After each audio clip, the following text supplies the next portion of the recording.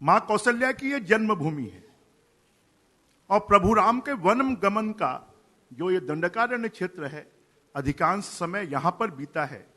तो हम ये कहेंगे कि प्रभु राम के पूरे संघर्ष में अगर सबसे बड़े साथी कोई रहे हैं तो आदिवासी रहे हैं, वनवासी रहे हैं, जनजाति के बंधु रहे हैं।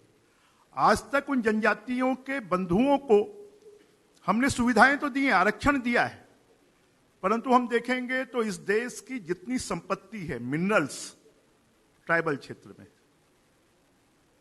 अगर हम जंगल देखेंगे तो वो ट्राइबल क्षेत्र में, अगर हमारी संस्कृति देखेंगे तो वो ट्राइबल क्षेत्र में, और गरीबी भी देखेंगे तो वो सबसे ज्यादा ट्राइबल क्षेत्र में है। अब मुर्मू जी आदिवासियों की एक ऐसी प्रतिनिधि उभर कर आई हैं, अगर आपकी सबकी जानकारी में हो या नहीं हो, मुर्मू जी के पति भी नहीं हैं, उनके 2 लड़के थे, उन लड़कों की भी मृत्यु हो गई, और उन्होंने अपना पूरा जीवन, अगर आपकी जानकारी में हो तो एक बिटिया है। हाँ, एक बिटिया है, उनका पूरा जीवन, उनके जिस गांव में वो रहती हैं वहां पर आज भी बिजली नहीं है। राष्ट्रपति घोषित होने के बाद उस गांव में बिजली पहुंचना शुरू हुई है। उन्होंने गरीबी में पढ़ाई कर कर, शिक्षकी काम कर कर और एक कारपोरेटर से अपना जीवन शुरू किया, और आज वो राष्ट्रपति बनने जा रही हैं। शायद ये कोई कल्पना नहीं कर सकता। आज तक राष्ट्रपतियों का चुनाव हुआ तो पढ़े लिखे लोग हों, विद्वान लोग हों, जानकार लोग हों, परंतु पहली बार नरेंद्र मोदी जी ने, एनडीए ने इस देश के वनवासियों को, आदिवासियों को, और सिर्फ इतना ही नहीं, जो इस देश में सबसे पीछे और सबसे नीचे है, उस वर्ग को सम्मान देकर राष्ट्रपति पद पर बैठाने का निर्णय कर कर और पूरे देश को बता दिया कि अब इस देश में वंचित कोई नहीं है, इस देश में उपेक्षित कोई नहीं है, और महिला, और उस वर्ग से कभी कोई कल्पना नहीं करता था कि ऐसी कोई महिला को राष्ट्रपति बनाया जा सकता है। मैं तो आपके टीवी के माध्यम से आग्रह करूंगा कि ये अनुसूचित जनजाति का क्षेत्र है, आदिवासी क्षेत्र है, और यहां पर 32 सीटें एमएलए की उसमें से चुनकर आती हैं।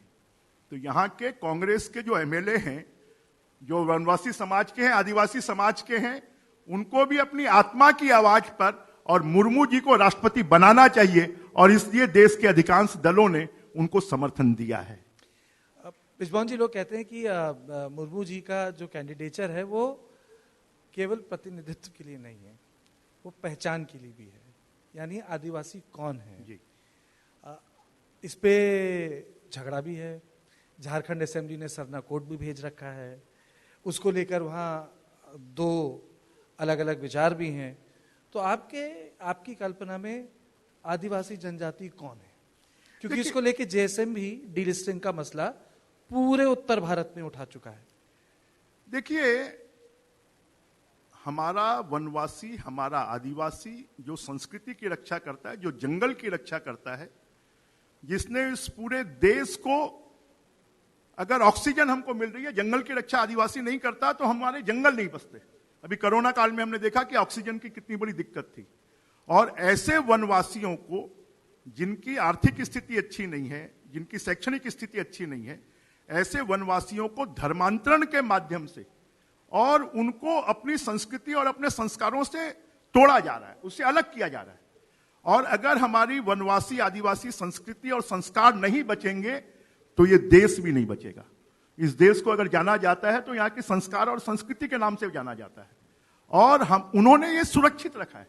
शहरों में तो हम देखते हैं कि अभी आप, लोग कहते हैं कि आदिवासी संस्कार सनातन धर्म के संस्कार से अलग है। सही है, गलत? ये पूरी तरह गलत है। वनवासी आदिवासी बूढ़ा देव को मानते हैं। बूढ़ा देव कौन है? शंकर भगवान है। शंकर भगवान कौन? वो प्रभु राम को अपना राज्य मानते थे। तो जो लोग वोट की राजनीति के लिए सनातन से, हिंदू से वनवासियों को अलग करने की कोशिश कर रहे हैं, वो हमारे देश को तोड़ने की कोशिश कर रहे हैं। आप देखिए नॉर्थ ईस्ट में जहां पर धर्मांतरण हुआ, धर्म परिवर्तन हुआ, वो लोग अलग देश की मांग करना, वहां पर आतंकवाद का बढ़ना, वहां पर टेररिज्म का बढ़ना, चाहे वो कश्मीर का मामला हो, जहां जहां पर सनातन और हिंदू संस्कृति समाप्त हुई है, वहां पर देश के लिए समस्या पैदा हुई है। तो आप कह रहे हैं कि आदिवासी जनजाति के जो लोग हैं वो सनातन धर्म से जुड़े हुए हैं, सनातन परंपराओं से जुड़े हुए हैं। जी, वो सनातन परंपराओं से जुड़े हुए हैं। आप उनके देवगुड़ी जाकर देखें, वहां पर कौन होते हैं, वो किनकी पूजा करते हैं, वो किसको मानते हैं। ये अचानक क्या हो गया कि पिछले 10, 15, 20 सालों में उनको सनातन से, हिंदू से नहीं, आप आदिवासी हैं, आप वनवासी हैं, आप जनजाति के हैं, आप हिंदू नहीं हैं, आप अपने फॉर्म में भरिए। तो ये लोगों को उकसाकर उनकी समस्याओं का फायदा लेकर, पहले भी देश में जो देश को तोड़ने का काम हुआ है, आज भी वही काम हो रहा है कि हम वोट की राजनीति के लिए इस देश के संस्कार और संस्कृति और सनातन और हिंदू परंपराओं को समाप्त कर रहे हैं। अगर आज भी हिंदुस्तान एक है तो वो सनातन संस्कृति और वो हिंदू धर्म के कारण है।